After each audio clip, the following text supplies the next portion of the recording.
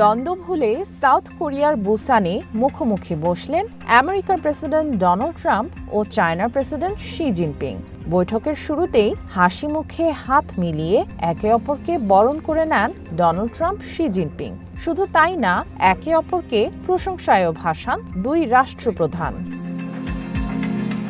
শান্তি প্রতিষ্ঠায় ট্রাম্পের প্রচেষ্টার প্রশংসা করেন চায়নার প্রেসিডেন্ট, আর শি জিনপিংকে কঠোর আলোচক আখ্যা দেন ট্রাম্প।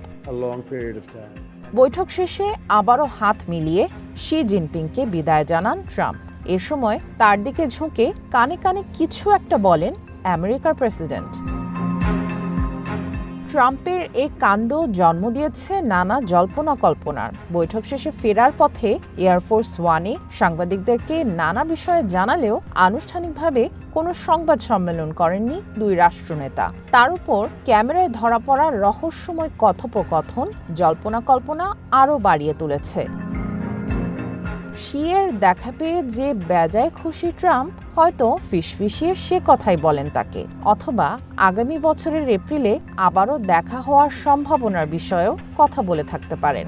আবার গত মাসে চায়নার ভিক্টোরি ডের প্যারেডে পুতিন কিম জং উন দাওয়াত পেলেও ট্রাম্পকে কেন আমন্ত্রণ দেওয়া হয়নি সেটি নিয়েও হয়তো শিয়ের কাছে অভিযোগ করেন।